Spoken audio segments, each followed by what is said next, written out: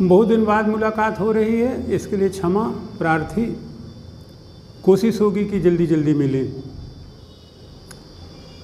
वैसे तो मेरे बड़े नज़दीक वाले 2 ही 4 लोग हैं और कोई मेरा खास संबंध नहीं है। इस नाते मुझसे प्रश्न सूचक दृष्टि से या प्रश्नवाचक या कुछ पूछना तो ऐसा होता नहीं है, क्योंकि मेरे नज़दीकी लोग मेरे बारे में जानते हैं।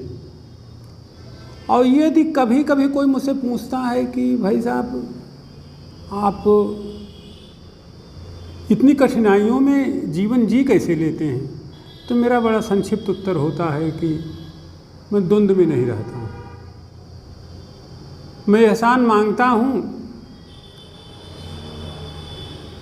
बेखटके, बिना द्वंद्व के, क्योंकि मेरी नीति और नीयत साफ है। हाँ, समय थोड़ा सा तो द्वंद्व रहित जीवन ही मेरी जीवन शैली है। मेरे जो मन में आता मैं करता रहता हूँ। लेकिन आज मैं थोड़ा द्वंद्व में हूँ।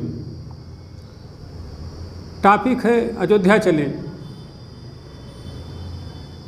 फिर अयोध्या से चलें कहीं और, तो आज मेरे मन में द्वंद्व है।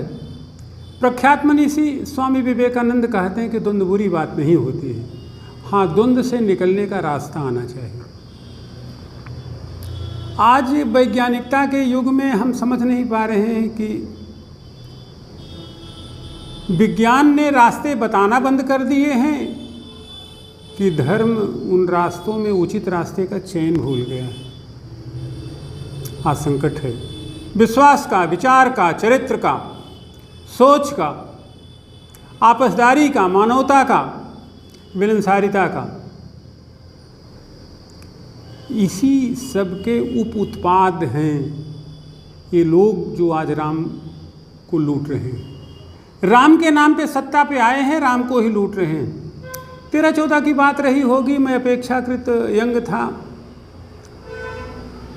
राजनीति में परिवर्तन हो रहे थे, राष्ट्रीय राजधानी दिल्ली में भी और बृहत्तर भारत में भी। तो अपने ही 1-2 लोगों के सामने मेरे मन में आया कि विश्वास की राजनीति 60 साल पीछे चली गई और मूलतः अब जो आ रहे हैं वो सही करने वाले नहीं। समय बीतता रहा, आज रिजल्ट सामने है। मेरे समझ में नहीं आता है कि राम के किस स्वरूप को समझूं, किसे गढ़ूं, किसे अपनाऊं, कि जब राम के नाम पर ही ठगी करने वालों की संख्या बहुतायत हो गई। आज एक ऐसे यूट्यूब चैनल पे अपने प्रिय मित्र श्री राज कपूर सिंह जो दर्शन नगर अयोध्या के रहने वाले हैं, उनका वीडियो देखा। चूँकि मैं 2 बार अयोध्या से निर्दलीय लोकसभा का चुनाव भी लड़ चुका हूँ, तो उनकी बातों से मुझे थोड़ी प्रेरणा मिली कि जब राज कपूर जी इतना हड़कंप मचाए हुए हैं तो कुछ हमें भी कहना चाहिए। राज कपूर जी जल्दी हम फैजाबाद आ रहे हैं, अयोध्या आ रहे हैं आपसे मिलने और फिर अपनी गतिविधियों को नया स्वरूप और आयाम देने। आज अयोध्या संकट में है, अयोध्या बरास्ते भारत संकट में है, विश्व संकट में है। हतप्रभ कर देने वाली राजनीति विश्व में है।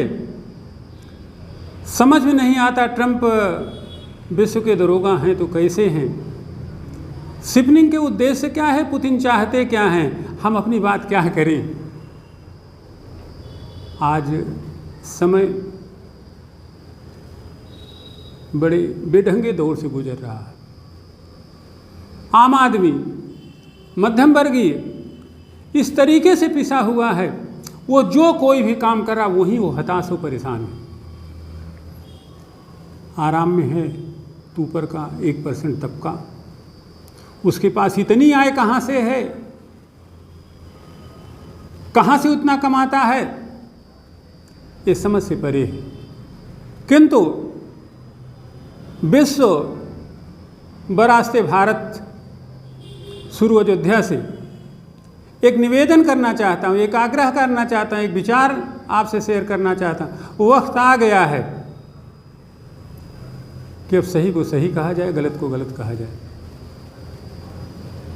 अच्छे को बढ़ावा दिया जाए, सोच को बढ़ावा दिया जाए, विचार को बढ़ावा दिया जाए, चरित्र को बढ़ावा दिया जाए, शिक्षा और संस्कार को बढ़ावा दिया जाए, खेती को बढ़ावा दिया जाए, स्वास्थ्य को बढ़ावा दिया जाए। युवा पीढ़ी जो आज जाम में है, कल रहेगी कि नहीं रहेगी, उसके संकट पर मनन चिंतन किया जाए। आज हमारा विद्यार्थी, आज हमारा युवा इस चीज़ को लेकर के आश्वस्त नहीं है कि हम सेफ हैं कि सेफ नहीं हैं। आज ये कोई कहने वाला नहीं, हम आपके पीछे खड़े हैं, हमें आपकी चिंता है, आप अपना काम करें, आपका काम पढ़ना है, नौकरी करना है। बट आदमी बड़ा पचोपेश में है, बड़ा असमंजस में है। मैं तो यही कहूँगा कि आप इस असमंजस से निकलें। जब करने के मार्ग दो हों कि करें न करें तो करें, जब शुभ अशुभ के प्रत्यय विद्यमान हों तो शुभ का पक्ष लें, जब नीति अनीति में संकट हो तो नीति का पक्ष लें, जब मानवता शर्मसार हो रही हो, मानवता संकट में, तो मानवता बचाने का संकल्प लें। जब भ्रष्टाचार चरम पर हो, जिनके नाम पे सत्ता पे आए हों उन्हीं को लूटा जा रहा हो, तो ऐसे लोगों को कठोर दंड देने के लिए जनता विचार करे। राज कपूर भाई धन्यवाद, चूँकि यह वीडियो आपके वीडियो से प्रेरित होकर बना है। शीघ्र मुलाकात होती है। फैजाबाद संसदीय क्षेत्र को अनंत शुभकामनाएं। जल्दी फिर मिलते हैं। धन्यवाद।